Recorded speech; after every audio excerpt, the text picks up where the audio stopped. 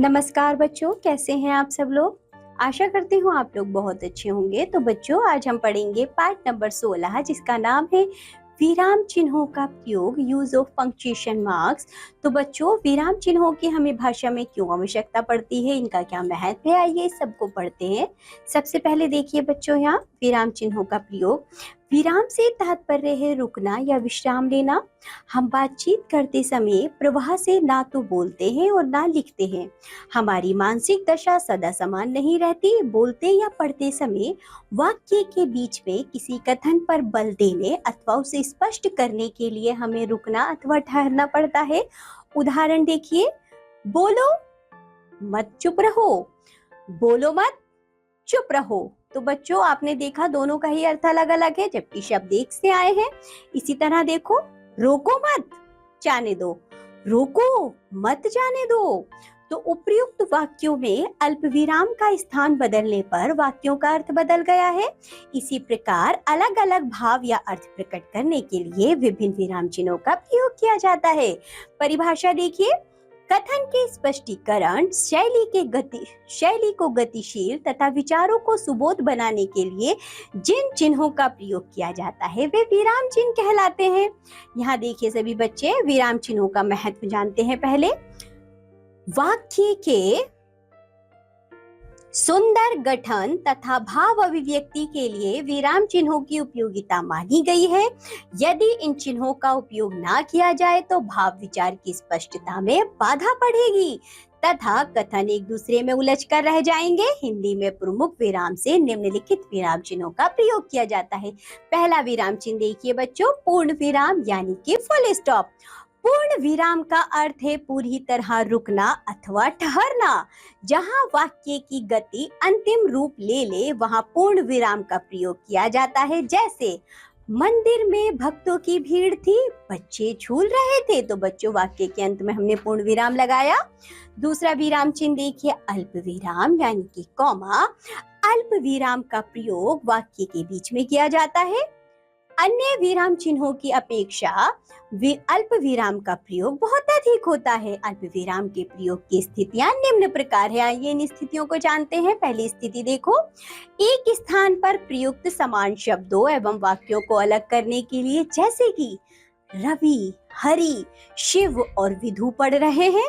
वह स्वस्थ, सुंदर, ईमानदार तथा परिश्रमी है। दूसरा प्रयोग, दो या अधिक उपवाक्यों को अलग करने के लिए, जैसे वह कमाता तो बहुत है परंतु खर्च कर देता है, जो भी होगा देखा जाएगा।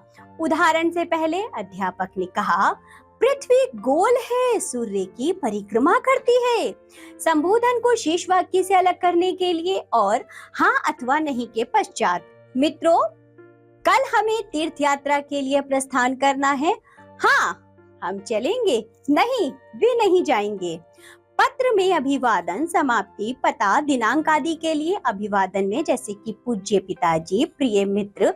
समाप्ति में भवदीय, आपका आज्ञाकारी पुत्र। पता में बच्चों 53 बी शांति नगर, दिनांक में 1 अगस्त 2014। और विराम चिन्ह देखिए बच्चों, योजक चिन्ह यानी कि हाइफन। इस चिन्ह का प्रयोग प्रमुख रूप से निम्नलिखित रूपों में होता है। शब्दों के युग्म के बीच में, जैसे लाल लाल, घर घर, आठ आठ आदि। और अथवा बीच में के अर्थ जैसे कि लव कुश, जय पराजय। तुलनावाचक सा से सी से पहले, जैसे प्रताप सा वीर दूसरा होना असंभव है। जब दो शब्दों में एक सार्थक और दूसरा निरर्थक हो, जैसे अनाप शनाप, रोटी बोटी, पानी वानी आदि। आगे देखिए बच्चों, प्रश्नवाचक चिन्ह यानी कि मार्क ऑफ इंटेरोगेशन। जिन वाक्यों में प्रश्न पूछा जाता है उनके अंत में प्रश्नवाचक चिन्ह का प्रयोग किया जाता है। जैसे, तुम कहाँ रहते हो, आज क्या तारीख है।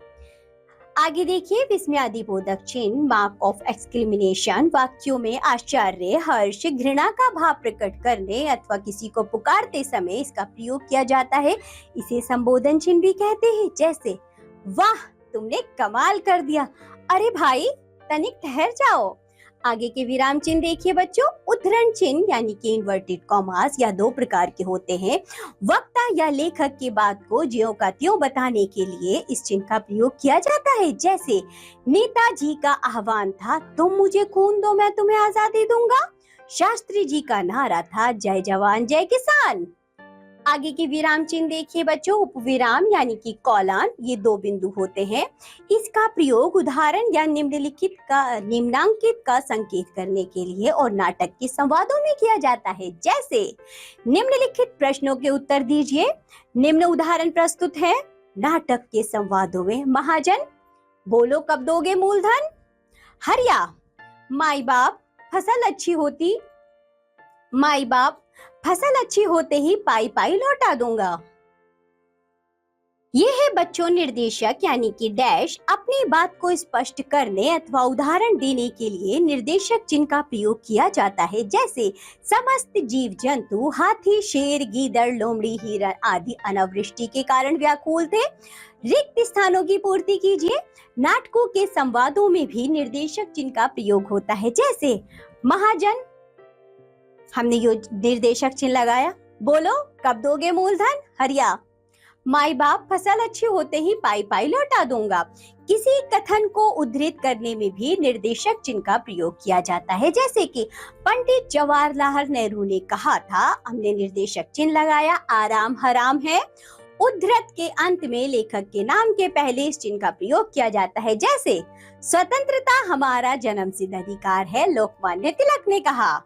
संक्षेपक सूचक अथवा लाघव चिन्ह, मार्क ऑफ एब्रिविएशन, किसी बड़े शब्द को संक्षेप में लिखने के लिए उस शब्द का प्रथम अक्षर लिखकर उसके आगे शून्य अथवा बिंदु लगा देते हैं।